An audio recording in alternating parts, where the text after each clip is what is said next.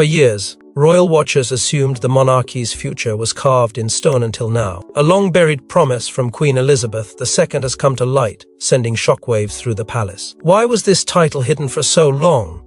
And why was it meant for a child not even born when the vow was made? This is the beginning of a legacy no one predicted, but the Queen always knew. Before we go deeper into what this really means for the royal family, make sure to subscribe so you don't miss a single update. The revelation began not with a grand announcement, but with the subtle creak of a forgotten archive door, quietly opened under the radar in the spring of 2026. Deep within the royal vault, a document was unearthed, aged, sealed in crimson wax, and marked with the Queen's own initials. It had remained untouched for decades, hidden from every official record and invisible to the public eye. Within it, a single phrase would change everything.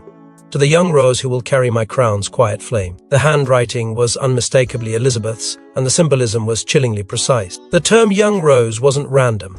It was the Queen's most intimate way of expressing lineage, legacy, and endurance. But who was this rose? And why was her inheritance veiled in such secrecy? Speculation turned to whispers when it emerged that the Queen had once held a private meeting with Prince William in the early days of his marriage.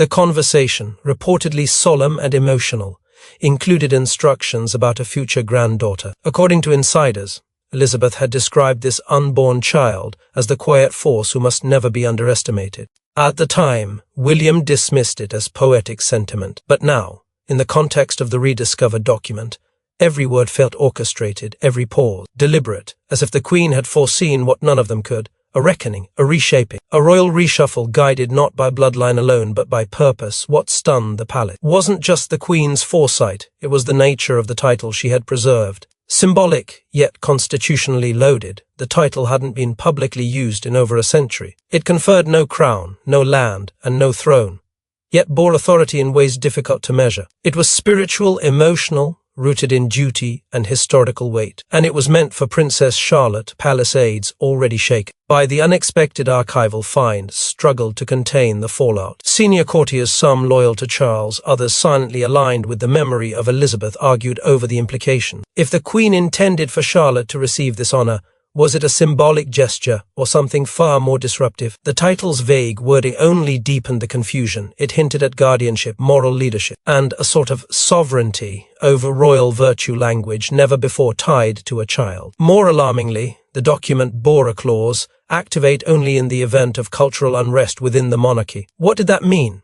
Was this title a ticking time bomb left behind for precisely this moment in history? Whispers grew into storm clouds. Had the Queen anticipated a royal fracture? Had she chosen Charlotte as the monarchy's moral anchor should the House of Windsor lose its way? The implications reached far beyond tradition they threatened to challenge. The line of succession, the balance of power, and the very future of the crown itself. But as the palace reels from the discovery, one question consumes them all. Why Charlotte, and why now? While the world watched Prince George prepare for kingship, Princess Charlotte walked a quieter path, graceful, composed, and unnoticed by many. But those closest to Queen Elizabeth saw something else, a spark, a resolve, a mirror of the young monarch herself. Now, long overlooked moments are being re-examined in a chilling new light. From the moment Charlotte first appeared in the royal circle, there were subtle signs that she was being watched differently, not with the expectation placed on an heir, but with the careful, almost reverent attention reserved for something rare.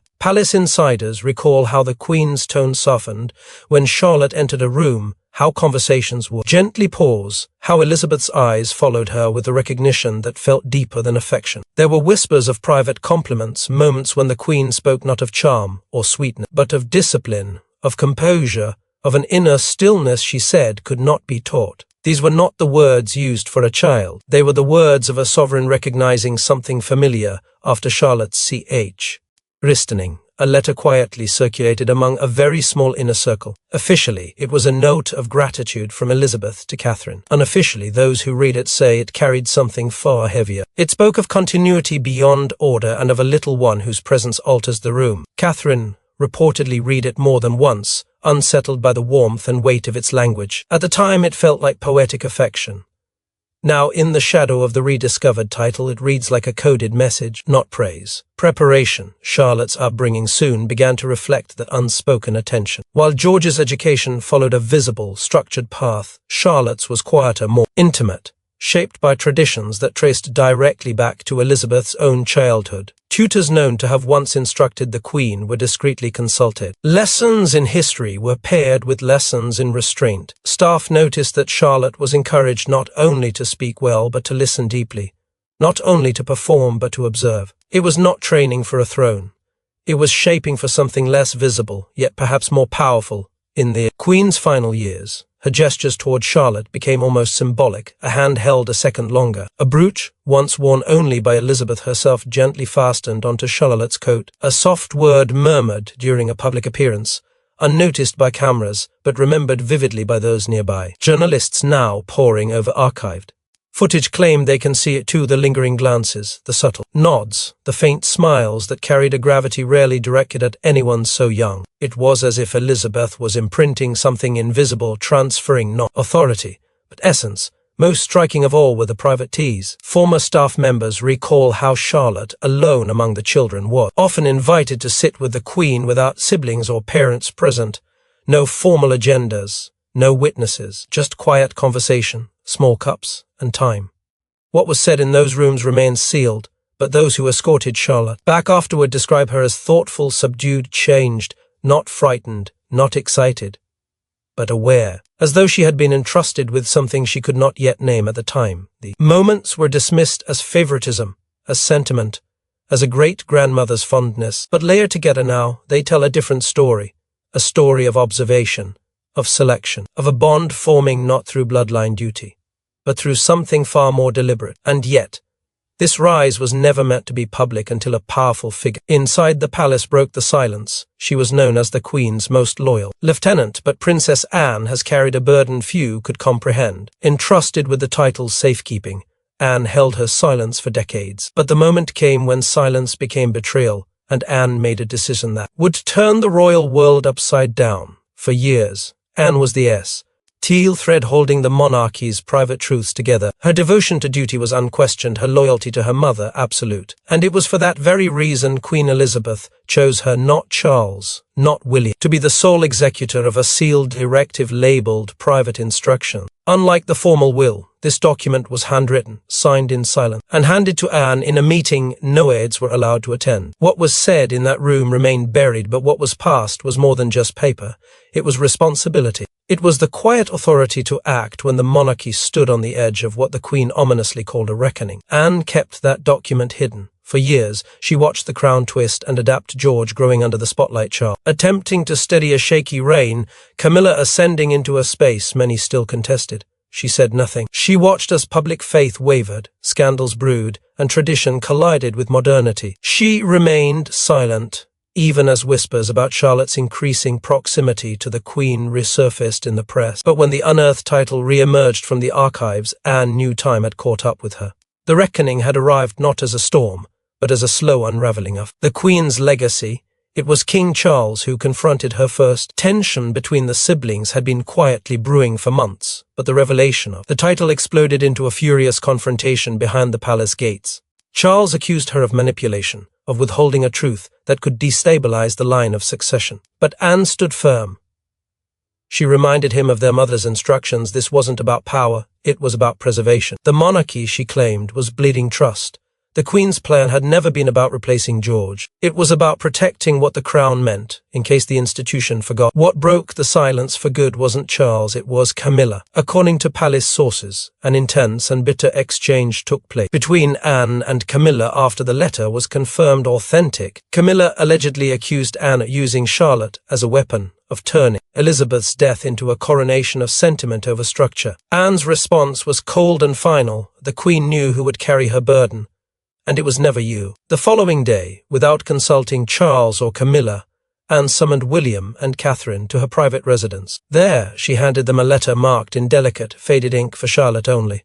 It was sealed in the Queen's monogram. William read the outer lines. Catherine held it to her chest. Neither opened it, not then, but the message was clear. The time had come to pass on what had been waiting in silence, by breaking the Queen's final seal and did just disrupt family dynamics. He reignited a centuries-old debate about destiny, merit, and monarchy. And for the first time in years, the royal house was no longer speaking in public platitudes. It was facing the truth in private letters, but Anne's revelation triggered more than family drama. It unearthed an ancient royal code with chilling consequences. The British monarchy has held many titles, but one disappeared without explanation. Guardian of the sovereign heart. Abolished quietly during Elizabeth's early reign, it was said to be cursed, tied to loyalty, sacrifice, and a legacy of silent protectors.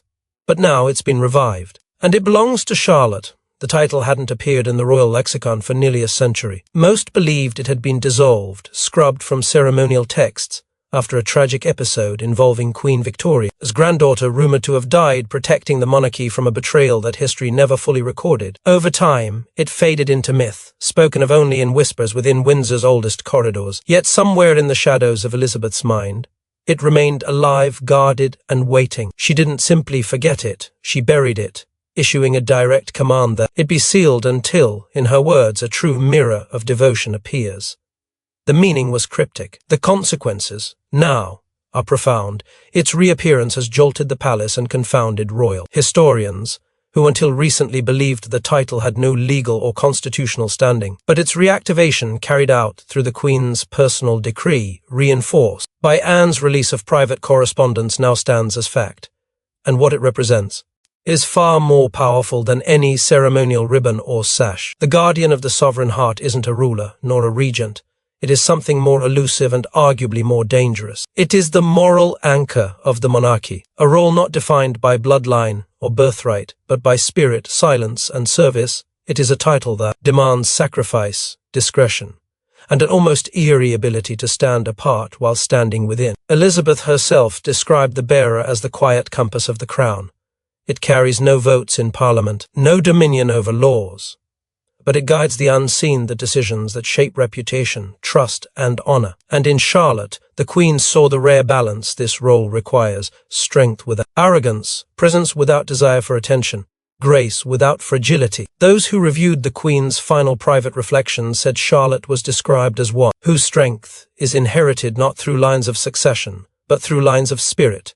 But not everyone agrees. Outside the palace walls, a wave of critics has surged forward. Constitutional scholars have raised alarms, calling the revival a regression into royal mysticism. Others warn that it dangerously blurs the line between symbolic tradition and living governance. The harshest detractors claim the monarchy is using Charlotte to restore a fairy tale aura at the expense of constitutional clarity. They accuse the palace of playing favorites, of elevating a child not through merit or need but nostalgia.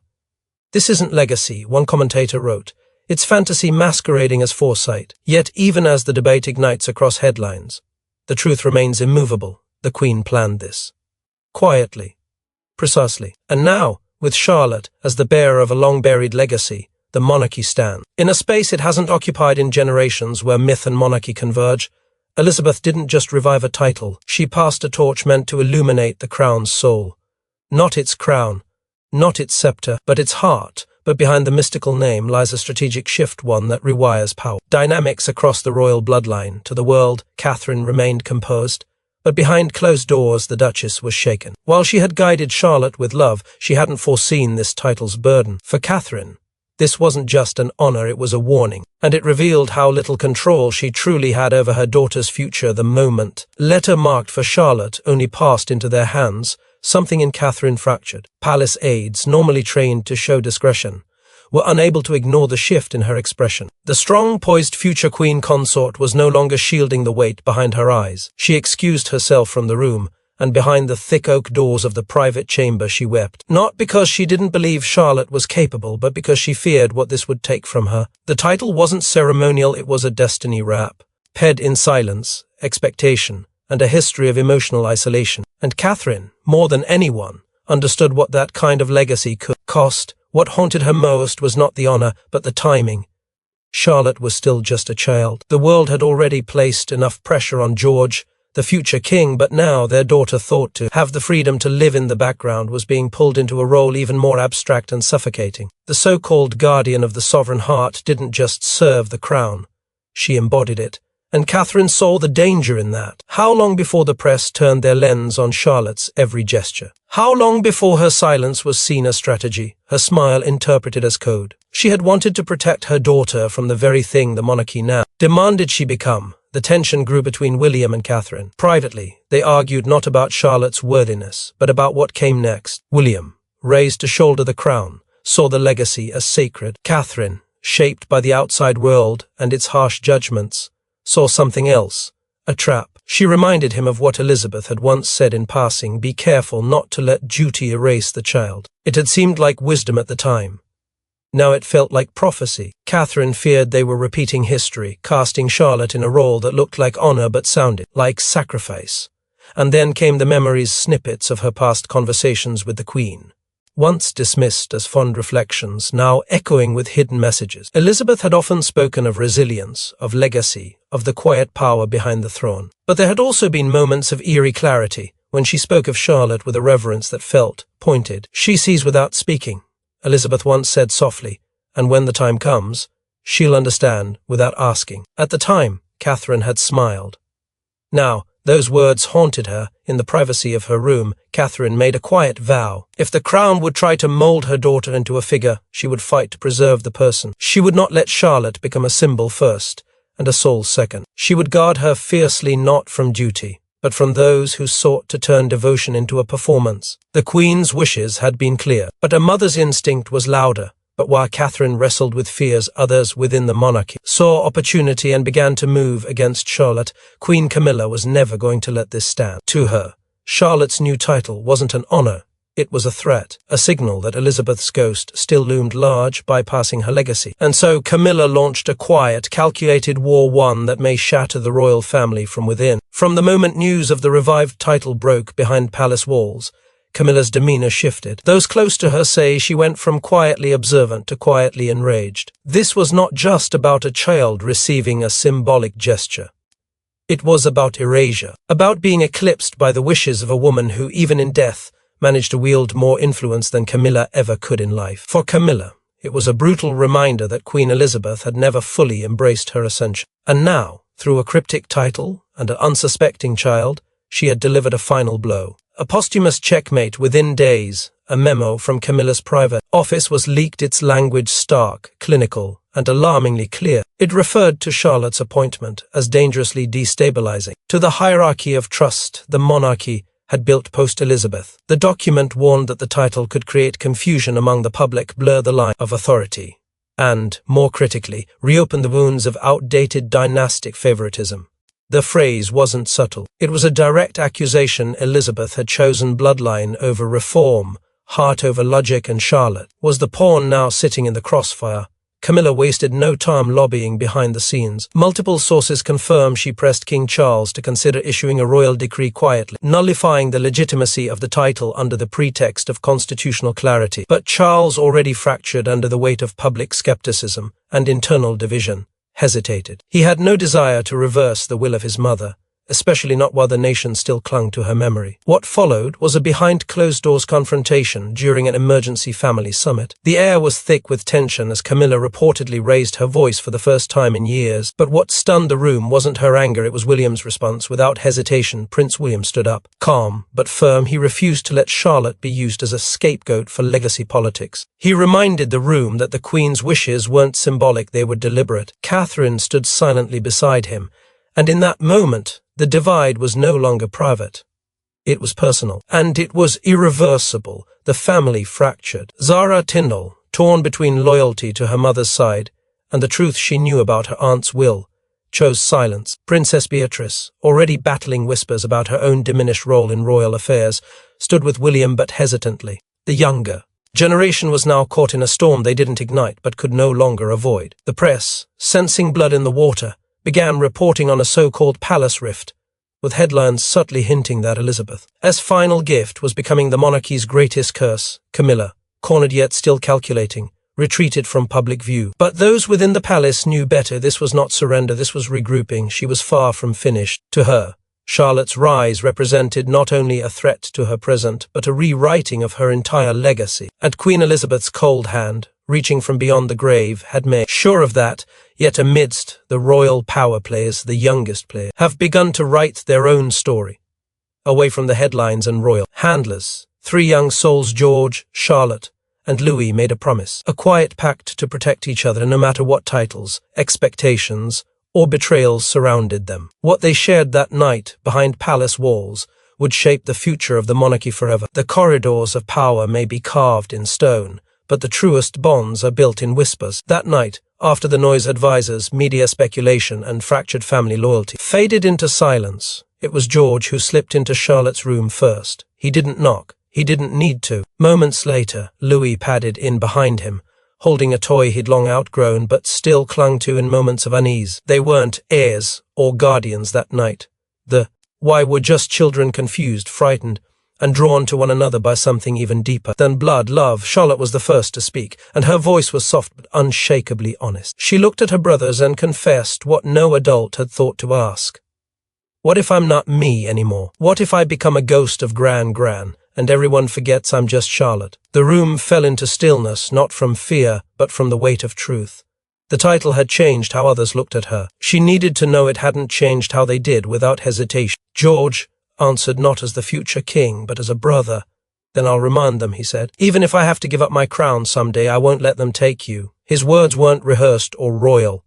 They were pure, an echo of the same fierce loyalty their grandmother once held for her own sister, Margaret, a bond that had survived abdications, duty, and scandal. History, it seemed, was repeating itself in the most human of ways. Louis, the youngest, said nothing at first. He simply climbed up beside Charlotte, placed the worn toy between them, and looked her in the eyes. You're still my sister, he said with the blunt innocence only a child could offer.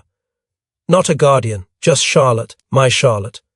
That simple declaration carried more weight than any royal decree, because in it, there was no title, no burden, just love unfiltered by duty. In that moment, the 3 forged something stronger than tradition, a private alliance born not of power, but protection.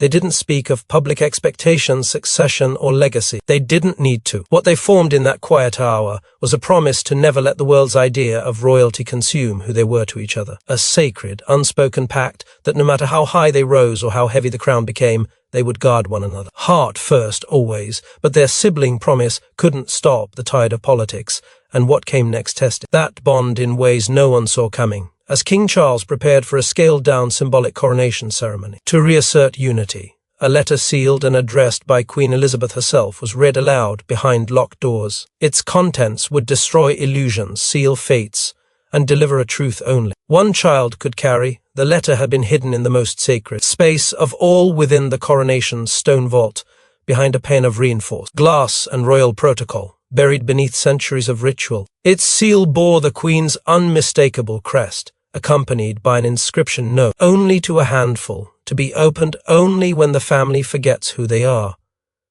That moment, in Elizabeth's estimation, had arrived. The monarchy was cracking, not publicly, not theatrically, but quietly from the inside. The Queen had predicted the silence, and she'd armed her legacy to pierce it.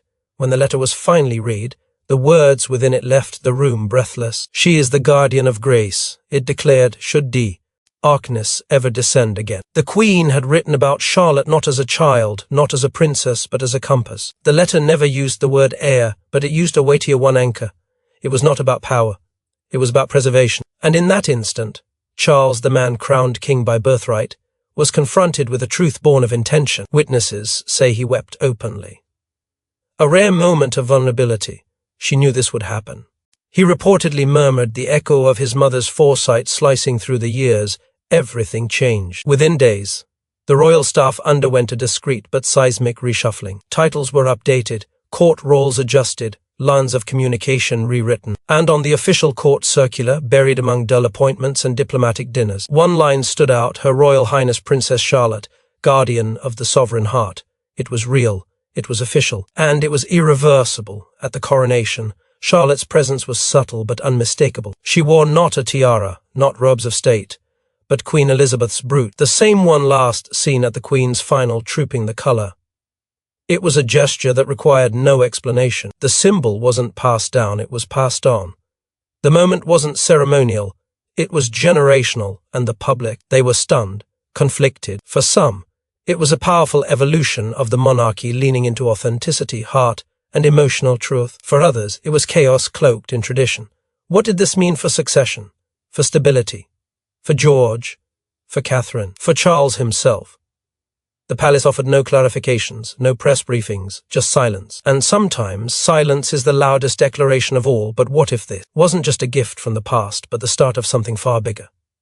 Could this unexpected title be more than ceremonial? Behind palace doors, a secret scenario is being quietly discussed, one that rewrites the monarchy's future entirely. Could Charlotte become more than just a guardian? Could she become queen? It began as murmurs, unspoken questions in the margins of royal briefings, raised eyebrows among seasoned advisors, and quiet speculation behind the scenes. But as Charlotte's influence deepened and her symbolic title took on an emotional resonance with the public, those whispers became difficult to ignore. Constitutional experts began revisiting long-forgotten clauses, legal grey areas, and arcane footnotes in succession law. And buried beneath layers of tradition and parliamentary precedent, they found something startling: path, however narrow, that could shift the line not through death or abdication, but through a formal revision, a correction based not on age or gender, but on capacity. On character, sources close to William say the notion haunts him. The idea that legacy might not always follow order but essence, that perhaps the true weight of the crown should rest on the one who can carry it, not merely inherit it. Those same sources claim William has privately discussed the possibility of redefining the role of monarch in the modern era, focusing on emotional intelligence, public trust, and resilience. And in every one of those conversations, one name keeps rising, not his own.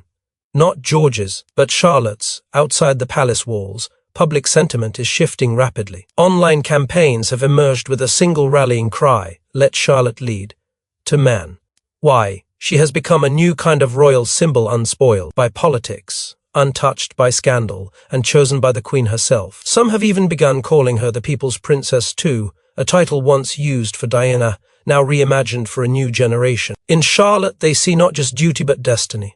Not performance but purpose. Privately, Catherine is said to have been deeply moved by the way her daughter has carried this new weight. Her final journal entry, written just days before the coronation, was leaked through anonymous sources. In it, she writes, "Perhaps the Queen saw what I didn't. Perhaps it was always her, not to follow but to guide." It was a quiet surrender, a mother's acknowledgement that fate had chosen her daughter not as a symbol but as something greater. And then came Charlotte's words, simple, unpolished, spoken to a school friend with no press, no handlers, and no script. "I think Gran chose me to be brave," she said, in a moment of innocent truth that echoed louder than any official proclamation. The world may still see her as a child, but within the palace, and far beyond it, Charlotte is becoming something else entirely. And as the screen fades to black, one voice carries us into what lies ahead. In the House of Windsor, history doesn't repeat, it whispers, and Charlotte is listening. And so the story continues, not in shadows or secrets, but in the eyes of a girl who was never meant to lead, but always destined to. Thanks for watching. Please don't forget to like and subscribe, and we will see you in next one.